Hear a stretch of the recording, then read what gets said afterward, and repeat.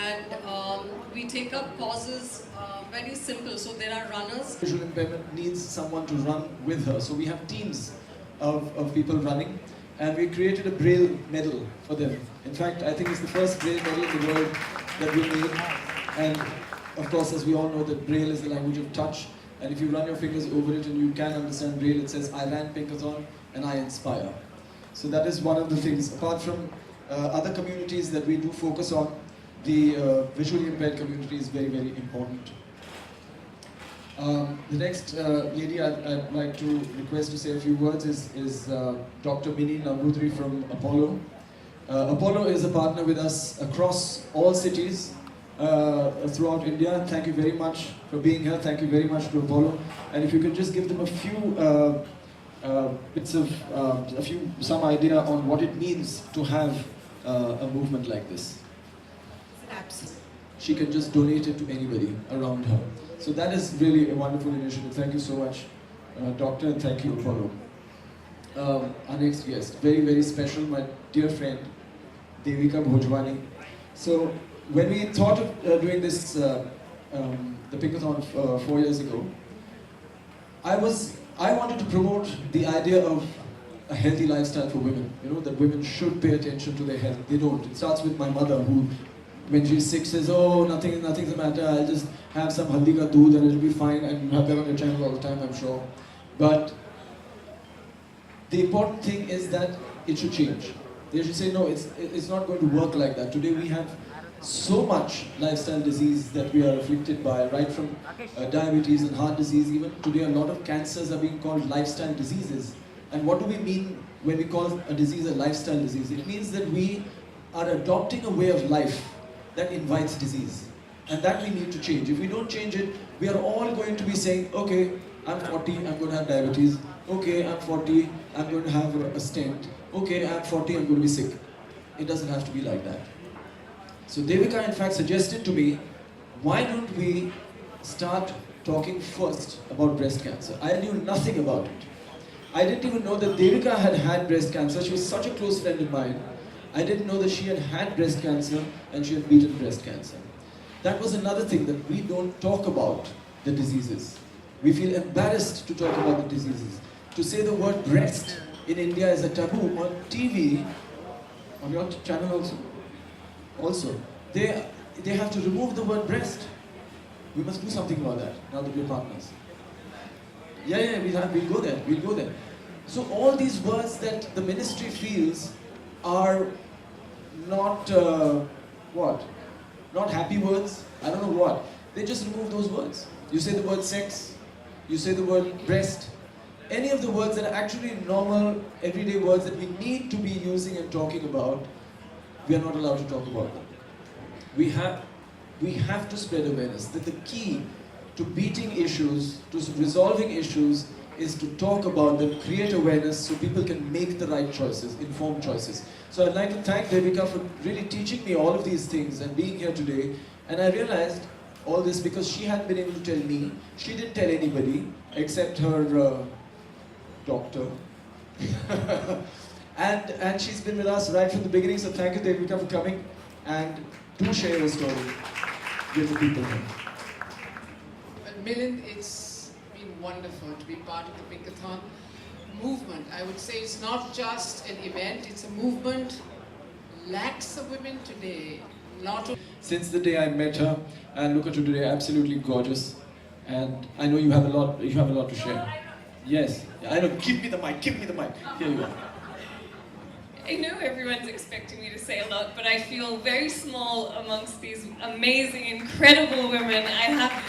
I feel speechless actually. You're all very, very inspiring sitting here, and thank you, Raj, for being a part of this amazing cause with colours. But I have to say, after hearing you two lovely ladies and your stories about running more than the 10 kilometers, I'm embarrassed now, so I might just want to sit down.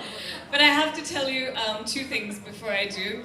Milind is a bully. He's been since I moved to India. I grew up in Australia where awareness is very big about a lot of things, from pap smears to going to the gynac to getting your breast checked. It was never taboo, so for me, since I was little, I would always be on my way to the doctor, or in school we were taught how to give ourselves a breast check. So I'll start from there. I was 16 and I checked my breast because I was told in school that's what you have to do, and lo and behold I found a lump and I was like, oh my god, what is going to happen now? So I've had 3 lumps removed, but they weren't benign, so thank God. But then my mother got breast cancer and she fought it, and first stage she caught it and she won. She's a survivor as well, but obviously thank you. But because it's now hereditary, I have to make sure that I keep getting checked again and again and again, and that's okay. So when Milind bullied me and said, you're running for my Pinkathon, it wasn't actually the running, it was the breast cancer that it represented, which is what I wanted to run for my mother, because my mum to me is a superwoman. She can do like 500 things at a time, so what's one run for me? And I can't lie, I didn't want to tell him, but I was in LA and the Pinkathon was in like a week and I had to fly back, and he said, I hope you haven't forgotten, and I was like, no, I've been training this whole time. And I got back and my friends made me go out that night, and I was like, oh my god, I have a marathon to run. So no training, no sleep, I hadn't eaten, and it's the worst way to exercise, by the way. Please do not take any of my advice of what I'm giving you. I'm just saying that he's a bully, so I have to be there. And I'm stretching and I'm looking like I'm really ready for this. And Milind's like, so you're good? And he said, everyone's been training for the last 40 days. And I'm like, oh my god, I've never ran 10 kilometers in my life. I don't know what I'm gonna do. And then he puts me right in the center at the start line. There are 5 girls here, 5 girls there, all barefoot. Proper athletic runners. And I'm like, oh my god. So I'm posing, because I don't know what else to do. I'm posing for the camera saying, forget it, let's distract people. And they're all giving me these looks like, oh, this girl is going to be useless. I don't want to be useless in life. So, and there's hundreds of girls behind me all ready to run, and I'm thinking, oh my god, Milind's going to kill me. And suddenly it goes off. And you know what? I said to myself, okay, let's just do this for my mom. What would she do? She would just get through it, right? So I ran my ass off. We're not allowed to use this on TV, but I can use it here because I really did. And I just kept running, and now I have a very short attention span, so I can get distracted easily, so I just kept trying to focus the whole time. And then, you know, they show you those signs, right? You know, 5 kilometers, this, that. So they trick you in the end. They don't say 1 kilometer, they say 1,000 meters. Now I read it as 100. So I got so excited, I was like, 100 meters to go. I started sprinting. And then I realized, oh my god, that's at 1,000. Now you can't stop because your legs are going to give way, especially if you're not a runner like Milind. So I ran the whole 1,000 meters all the way to the finish line. And I have to say, I came 13th that day. And no training, no nothing. And I'll run this year because I haven't run after that. But I will run this year. Now I'll do 21, yes, let's do it. But I'm just so proud. Milind's been an amazing friend, and like everybody knows, he's so inspiring. When he ran 100 kilometers, I was tired just watching him on the television. But you know, we need more people like this in our country, because growing up in Australia, we were aware. And I'm in my country now, and I want every girl to be as aware as I was when I was growing up. So thank you, all of you, for your amazing work.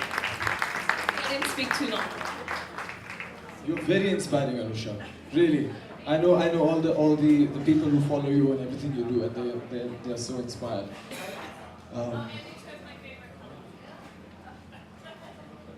So fit 10K. Go for it.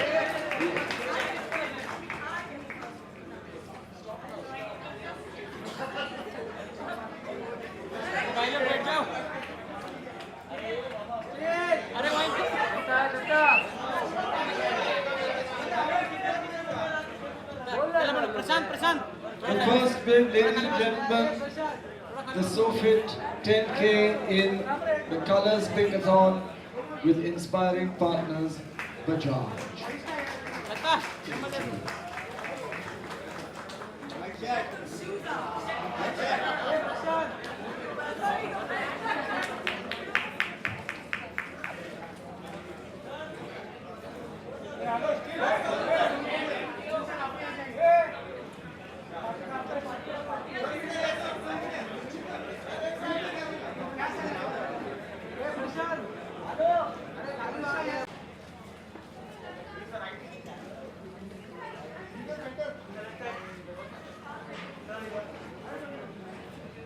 Thank you very much. Thank you. In Pune, my Maushi, who's like 66 or something.